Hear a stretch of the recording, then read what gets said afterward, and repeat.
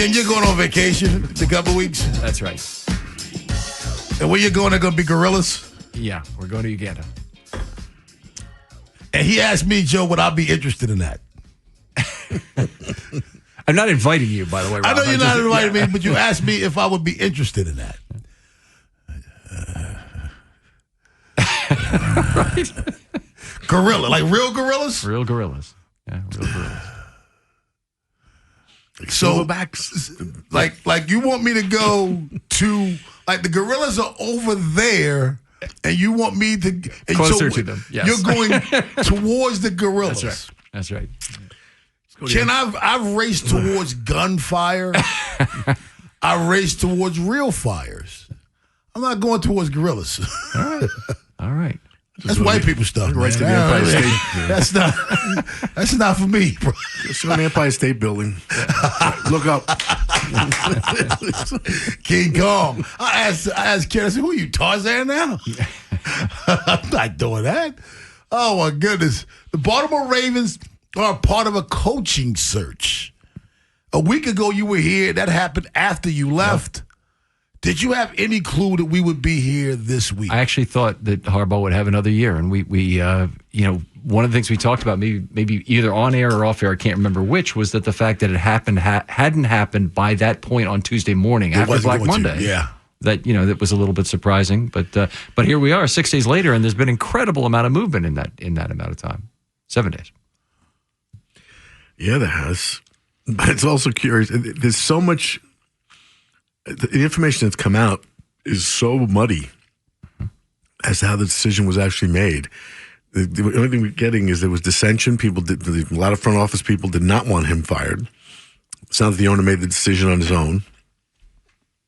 And I'm just starting to wonder if the tail is starting to wag the dog in the castle a little bit as far as number 8 goes. It's basically, Harbaugh, sorry, not Harbaugh. Bisciotti has only made a couple of moves since he came to the Ravens. This is really number 3 that he's ever made to affect football operations. He fired Billick, and he did do some searching of the clubhouse to see what was going on then. He promoted Eric DaCosta over Ozzie, and now he's done this. There's only 3 moves he's made in, 25 years almost as the owner. But he hired Harbaugh, though, right? Mm-hmm. So he hired 4 moves. Yeah.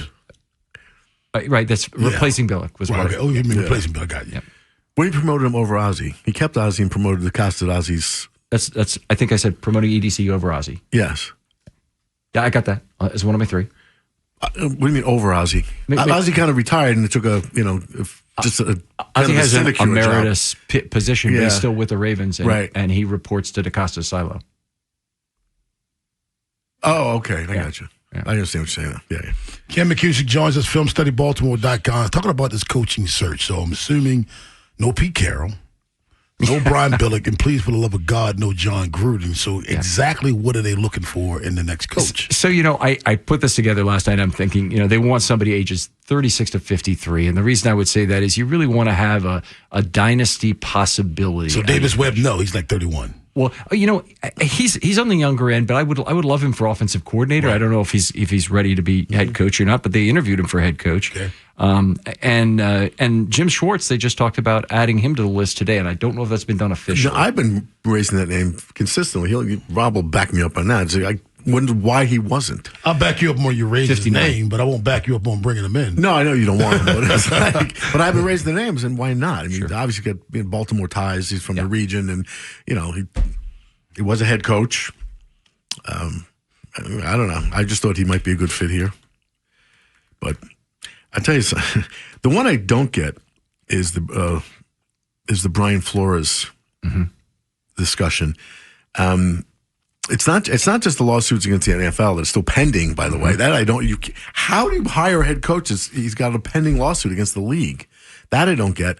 And then for me, the one was Fitzpatrick's commentary about him, because he seems like, first, he's very smart, but he was very measured. He didn't go crazy. Didn't say it was ad hominem. He just said that near the end of his tenure, he became like a dictator and it wasn't pleasant to work for. Yeah, it 2 or 3 point consideration that he's got the outstanding lawsuit with the league. 10-point consideration that Tua bashed the hell out of him. Yeah, and that Fitzpatrick has all this information on him. Kyle Van Noy didn't like him either, apparently. Yeah. So, it's been multiple people. And if you want a CEO head coach, Flores, if he's truly a dictator and wants to reach down into each of his individual coordinator things, is going to reduce the quality of the coordinators you can hire. So that's the reason I would be not excited about him.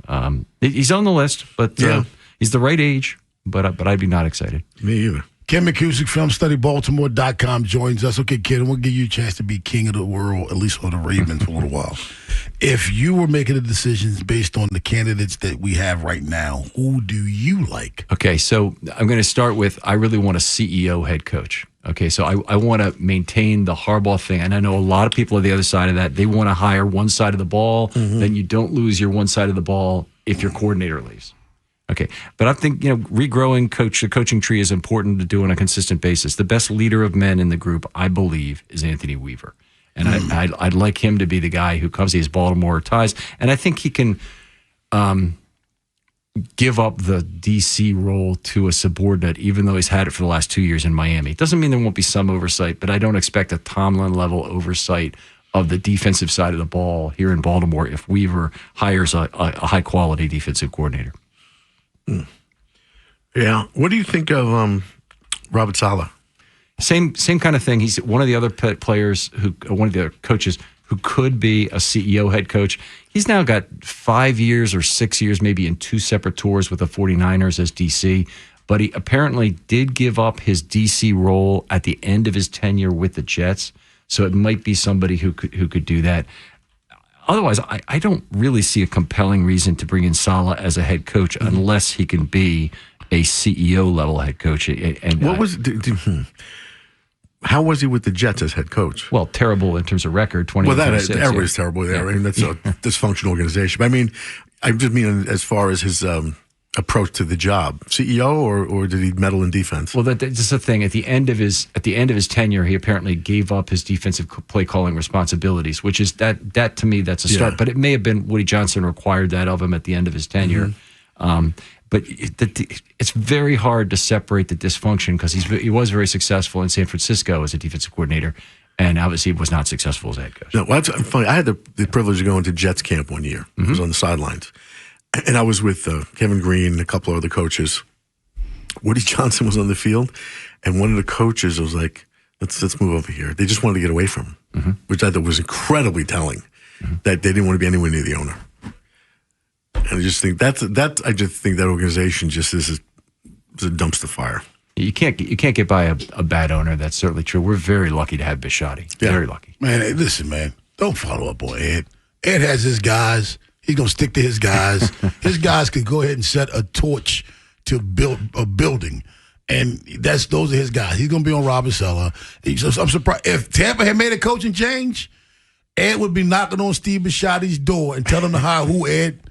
I don't know what you're talking about. Who, Ed? Ed has his guys, and I'm telling you, there's nothing that's going to turn him away from these guys. I'm just glad he likes me.